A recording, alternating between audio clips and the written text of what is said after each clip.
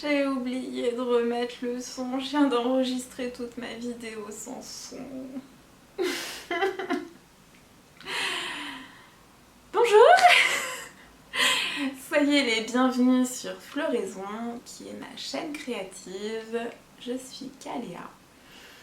J'espère que vous allez bien. Je vous souhaite une très belle année 2021 en espérant qu'elle soit un petit peu meilleure que 2020. Je n'ai pas tourné depuis un petit moment. J'ai pas tourné parce que en janvier j'étais en vacances. J'ai voulu profiter de ma famille, de mes amis. Donc j'ai un peu tout mis en pause. J'ai un peu pris le temps de faire autre chose que des réseaux sociaux. Et j'ai trouvé ça plutôt chouette. Donc je pense que ça m'a plutôt pas mal réussi. Ça m'a fait du bien en tout cas. Ça m'a permis de retrouver le chemin de la créativité parce que en cette fin d'année, je bosse dans le commerce donc c'est toujours un peu délicat. Et cette année particulièrement, et j'avoue que j'étais fatiguée. Et le fait de pouvoir reprendre des vacances m'a fait énormément de bien, de pouvoir renouer avec des gens que j'avais pas vus depuis très longtemps. Ça m'a vraiment fait du bien aussi. Donc voilà. Cette année, j'ai pas vraiment de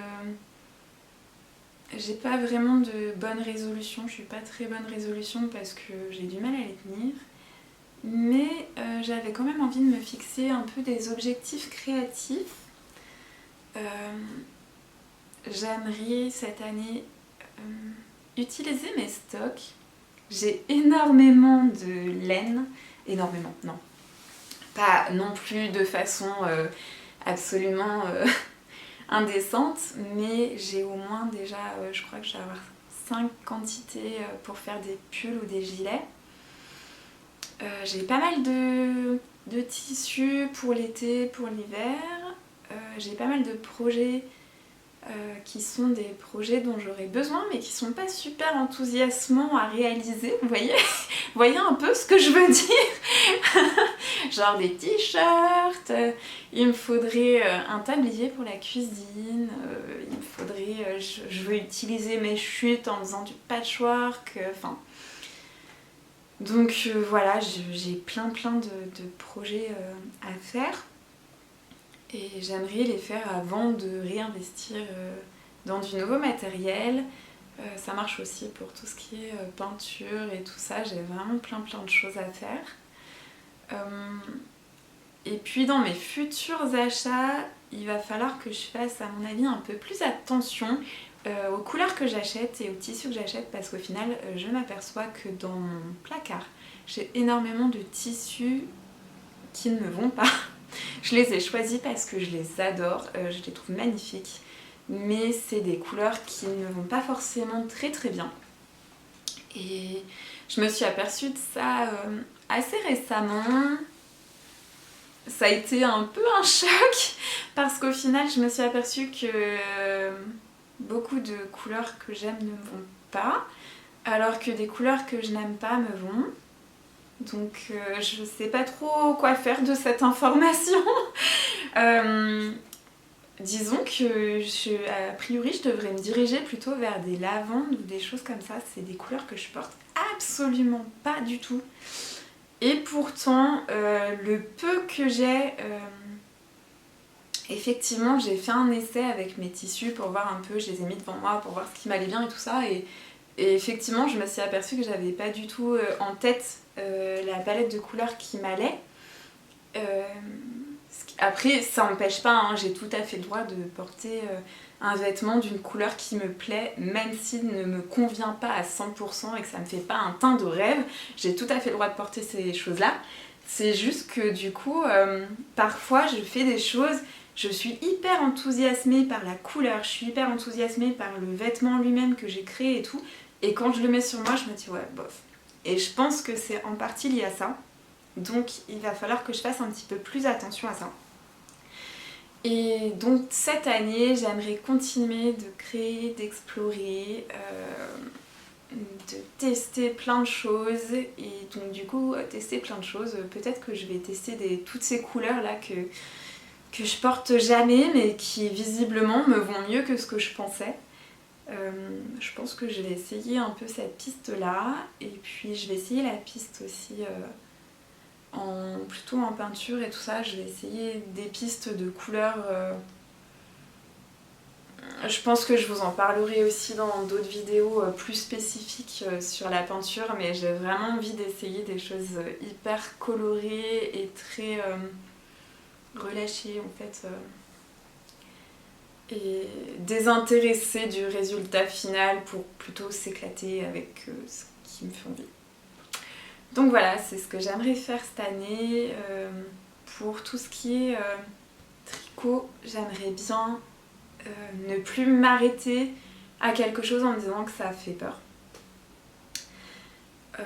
Que ça a l'air trop complexe. Parce que si quelque chose me plaît vraiment, je pense que je suis capable de le faire. Parfois, il va falloir que je cherche des façons de le faire parce que j'aurais peut-être pas forcément toutes les technicités pour réaliser le dit vêtement, mais je me dis que si c'est vraiment quelque chose dont j'ai envie, il faut que j'essaye en fait. Il faut que j'essaye et puis après, au pire, je me plante et la Terre continuera de tourner et puis voilà. C'est pas bien grave au final. Donc voilà, j'essaye de revoir un petit peu les choses et de remettre un cadre créatif peut-être plus sain et plus où j'ai un esprit un peu plus disponible pour la nouveauté, la fantaisie, les choses, pour déterminer les choses qui me plaisent et voilà. On verra bien. Donc aujourd'hui, je vais vous parler tricot, je devais parler aquarelle. Je voulais tourner une vidéo sur le sujet de l'aquarelle et je n'ai pas réussi. Je l'ai tournée au moins 3-4 fois, je n'ai pas réussi à obtenir ce que je voulais, donc pour l'instant je la mets de côté le temps de réfléchir à une autre façon de procéder. Et puis je reviendrai plus tard avec, mais je me suis dit qu'en attendant je pouvais bien vous tourner une vidéo puisque je viens de terminer ce super joli pull que j'adore et qui est le Balade pull au vert de Sari Nordlund. Alors plus le temps passe et plus j'ai envie de faire du Sari Nordlund, hein. C'est une catastrophe, à chaque fois qu'elle sort un modèle je me dis il me le faut. C'est un problème. Donc hop, le Balade pull au vert, donc c'est un pull tout en dentelle, enfin le devant et le dos sont tout en dentelle, les manches sont en jersey et c'est de la grosse laine. C'est de la worsted, à la base elle l'a... non, c'est plus que de la worsted. À la base elle l'a fait en Cyrano de Dererum Natura.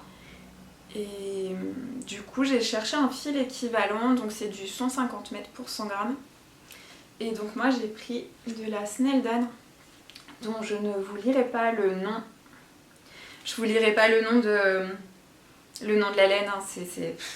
Je parle pas suédois ou finlandais ou je ne sais quoi, donc je vous l'écrirai en barre d'infos avec, de toute façon avec toutes les infos nécessaires parce que je pense que sinon ça va être une catastrophe. Donc c'est le coloris 1, c'est le coloris non teint, je l'ai acheté chez Laine des Îles. Et j'en ai acheté 7 pelotes en me fiant à ce qu'a proposé Sari Nordlund par rapport à la quantité. Comme vous pouvez le voir, il m'en reste pas mal. En fait, il me reste plus d'un écheveau et demi. Je pense tout simplement que les deux laines ne sont pas du tout pareilles. En fait, elles ont le même métrage, mais elles se comportent pas pareil. La Cyrano, c'est une laine cardée. Ça, c'est pas du tout une laine cardée. Et je pense que du coup... ça se comporte pas pareil au niveau du blocage et puis il y a sûrement un peu de l'échantillon aussi qui doit jouer, je pense. Je pense qu'on n'a jamais exactement le même échantillon. Je crois que mon échantillon en rang est un tout petit peu plus haut. il me semble que c'est ça. Donc c'est bien possible que ça vienne de là aussi. Après, moi je lui en veux pas spécialement. Je suis très très contente de ce pull.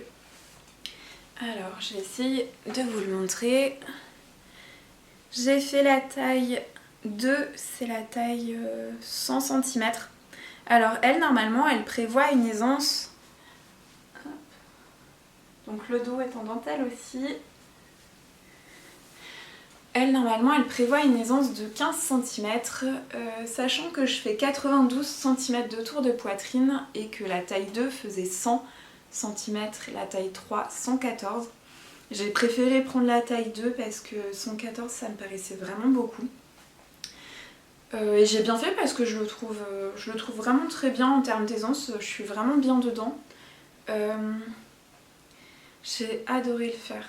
J'ai vraiment adoré le faire, je me suis vraiment surprise toute seule parce que en règle générale je suis pas très dentelle.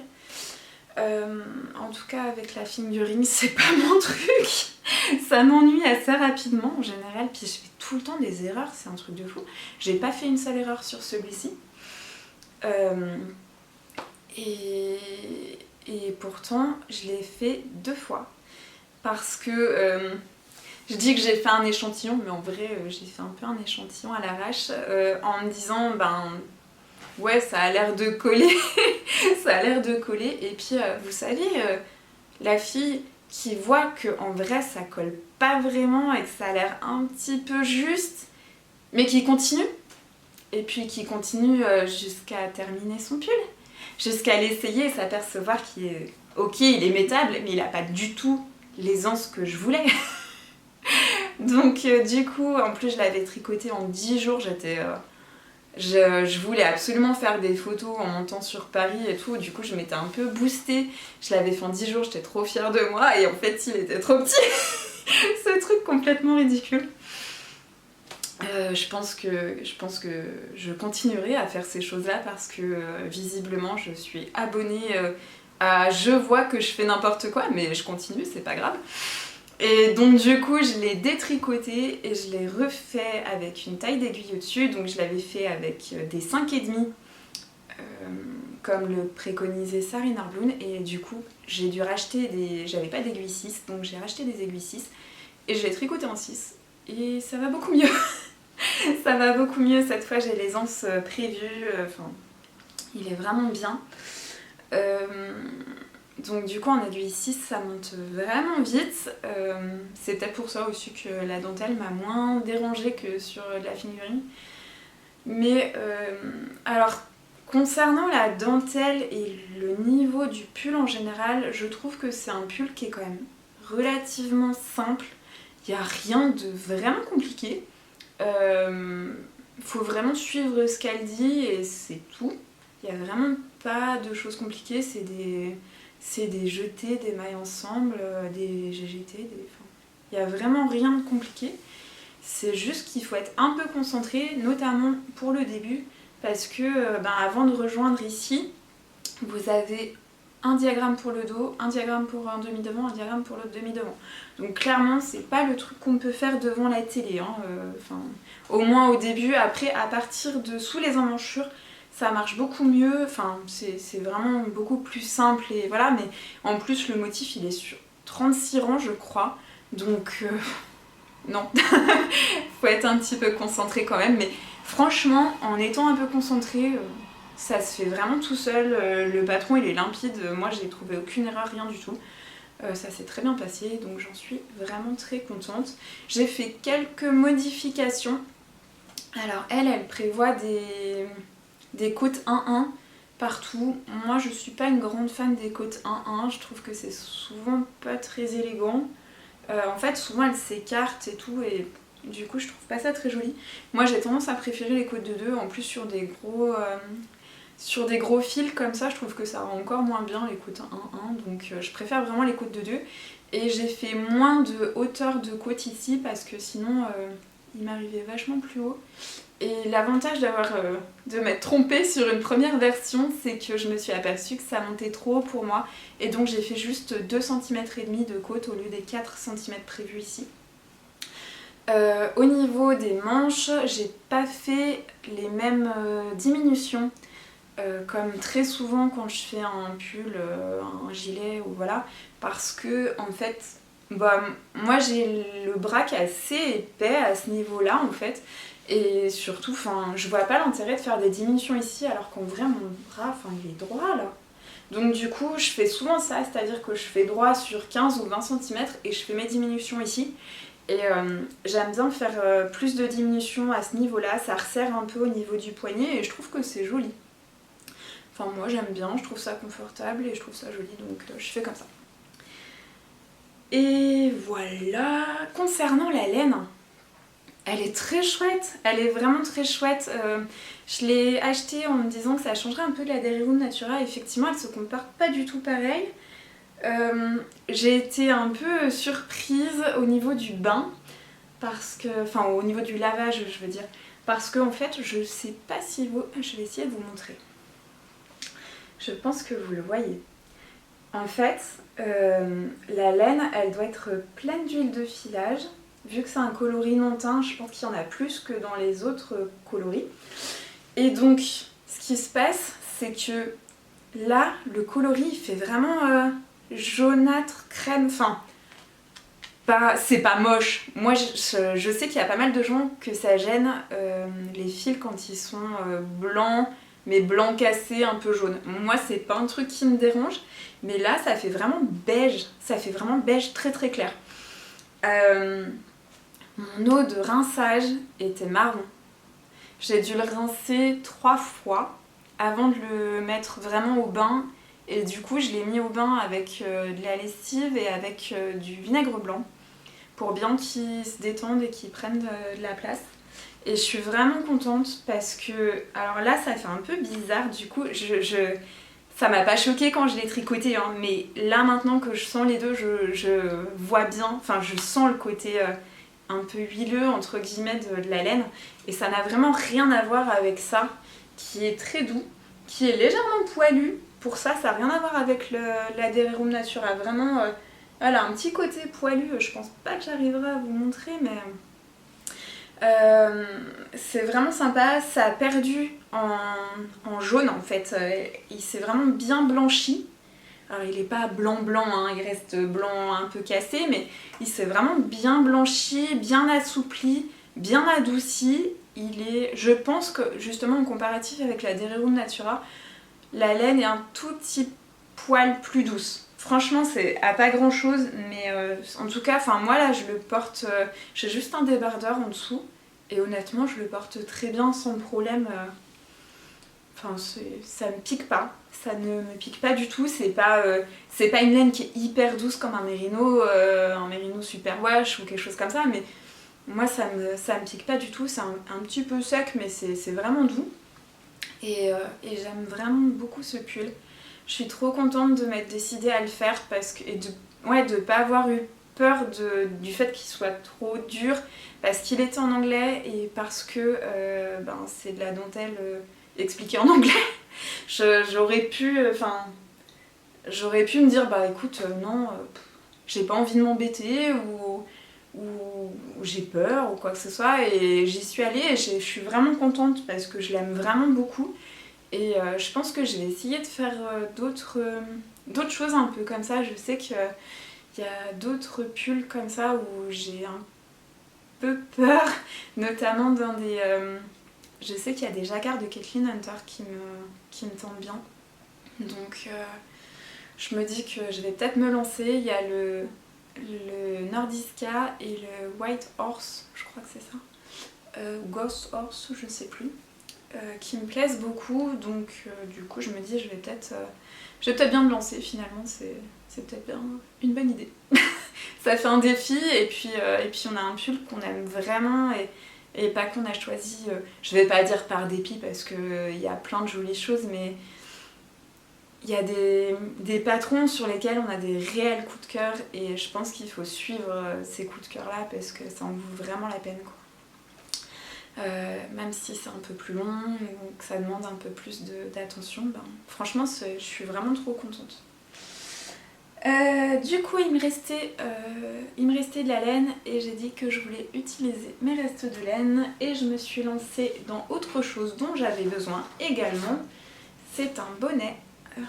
Alors c'est un modèle gratuit puisque le modèle, ce pull là il est payant, mais ça c'est un modèle gratuit que j'ai trouvé par hasard sur Ravelry.